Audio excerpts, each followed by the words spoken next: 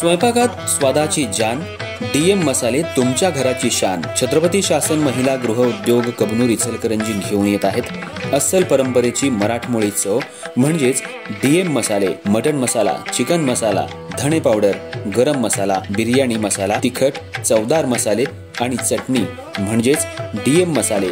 तर आजच आपल्या जेवणाची रंगत वाढवण्यासाठी केमिकल विरहित डीएम मसाले, गृहिणींच्या मनातले मसाले आणि चटणी अवश्य वापरा. डीएम मसाले महिला बचत गटाद्वारे करणारे स्वच्छ माफक दरामध्ये म्हणजेच डीएम मसाले. संपर्क दिव्याताई मगदूम, मोबाईल 91 30 80 22 55.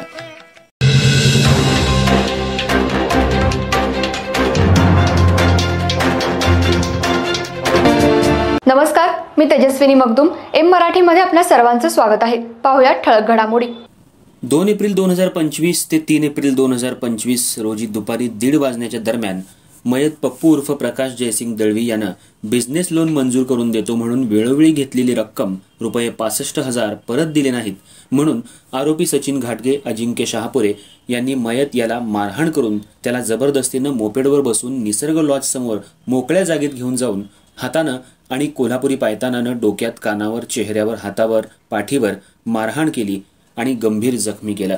तसंच आरोपी रोहित कांबळे, योगेश खोंद्रे आणि ओंकार पाटील यांनी आरोपी सचिन घाटगे याच्या सांगण्यावरून मयत प्रकाश दळवी याची मोटरसायकल गॅरेजमध्ये देऊन मोबाईल आणि सिम कार्ड तोडून नदीत टाकून पुरावा नष्ट केल्याप्रकरणी आरोपी सचिन घाटगे, अजिंक्य शहापुरे, रोहित कांबळे, योगेश खोंद्रे आणि ओंकार पाटील यांच्या विरुद्ध करवीर पोलीस ठाणे कोल्हापूर इथं गुन्हा नोंद करण्यात आला होता.